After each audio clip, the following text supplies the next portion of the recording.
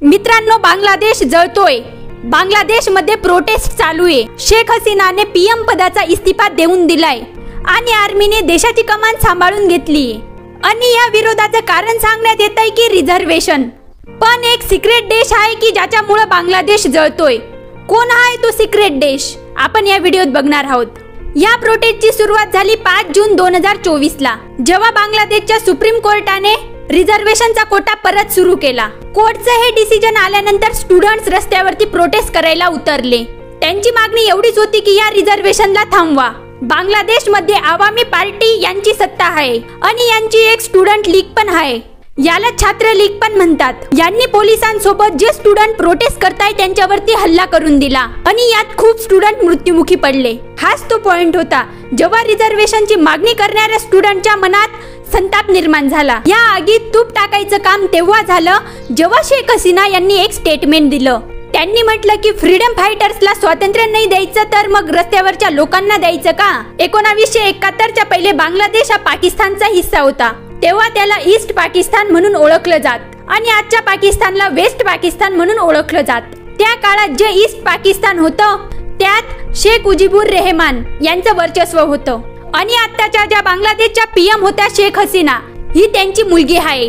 1971 मध्ये शेख मुजीबुर रहमान यांनी गर्जना केली आणि लोकांना सांगितलं की आपल्याला पाकिस्तान पासून दुसरा देश बनवायचा आहे। तेव्हापासून इथं 2 मिलिटरी ग्रुप्स तयार झाले। एक होता जो या डिवायडेशनला विरोध करत होता आणि दुसरा ग्रुप असा होता की त्यांचं म्हणणं होतं की दुसरा देश बनवूया। हा जो दुसरा ग्रुप होता यांनाच फ्रीडम फायटर्स म्हटलं जातं। पुढे 26 मार्च 1971 मध्ये शेख मुजीबुर रहमान यांनी बांगलादेशला स्वतंत्र देश म्हणून घोषित केले। पण पुढच्या 9 महिन्यात तिथं खूपच हिंसा झाली। भारतने पण याला सपोर्ट केला आणि वेगळ्या बांगलादेशची निर्मिती झाली आणि याचे प्रेसिडेंट बनले शेख मुजीबुर रहमान। यांनीच पुढे जाऊन फ्रीडम फायटर साठी 30% रिझर्वेशन घोषित केले आणि पुढे यांचे पोरं, यांचे नातवंड यांच्यासाठी पण हेच रिझर्वेशन पुढे लागू केलं। आता तुम्हीच विचार करा, जे पोरं सिव्हिल सर्व्हिस मध्ये जायचा विचार करताय त्यांच्यासाठी फक्त 44% कोटा उरलेला होता।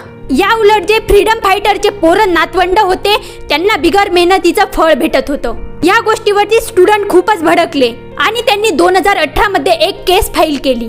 पण पुढे जाऊन कोर्टने याला रिजेक्ट करून दिलं। पुढे जाऊन स्टुडंट अजून मागणी करू लागले की हा कोटा कमी करा। मग पुढे जाऊन शेख हसीना यांनी ही कोटा सिस्टीमच बंद करून टाकली। पण 5 जूनला परत कोर्टने गव्हर्नमेंटचा आदेश रद्द करून ही कोटा सिस्टीम परत लॉन्च केली। पण एक गोष्ट समजून घ्या की यात शेख हसीना यांचा काहीच रोल नव्हता, कारण हा निर्णय न्यायालयाचा होता। या निर्णयामुळे स्टुडंटचा अंत तुटला आणि ते रस्त्यावरती उतरले। हे पाहून कोर्टने आपला निर्णय बदलला आणि मेरिटवाल्या पोरांना 93% कोटा देऊ केला, जो पहिले फक्त 44% होता। आता जी स्टुडंटची मागणी होती की फ्रीडम फायटरचा कोटा कमी करा, ती तर पूर्ण झालेली होती। ती प्रोटेस्ट आता तर थांबायला पाहिजे होती, पण आता ती खूपच मोठ्या प्रमाणात चालू झाली। त्याचे मेन 2 कारण होते। पहिलं असं की 200 स्टुडंटला मारण्यात आले।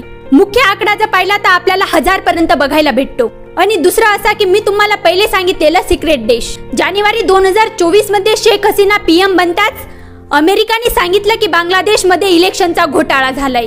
आणि दुसरी गोष्ट अशी झाली की शेख हसीना यांनी एक स्टेटमेंट दिलं की वेस्टर्न कंट्री आपल्यावर मिलिटरी बेस बनवण्यासाठी दबाव टाकताय। आता लोकांना समजून गेलं की हे अमेरिकाच असेल। मग अमेरिकावरती हा आरोप लागला की ते बांगलादेशात एक मिलिटरी बेस तयार करताय। परत शेख हसीना यांच्या विरुद्ध प्रोटेस्ट चालू झाली।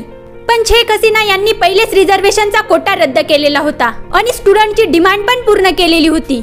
नंतर तर रिझर्वेशनचा कोटा न्यायालयाने चालू केला, तरी पण शेख हसीना यांना ब्लेम केलं गेलं। इथंच ते थांबले नाही, यांचे वडील ज्यांनी बांगलादेशला बनवलेलं होतं त्यांचे पुतळे पण तोडण्यात आले। मग इथं फॉरेन कंट्रीचं वर्चस्व तर नक्कीच दिसतंय। पाकिस्तानचा पीएम इम्रान खान यांनी अमेरिकाचं ऐकलं नाही, म्हणून पाकिस्तानचे काय हाल झाले ते तुम्हाला चांगल्यापैकी माहिती आहे।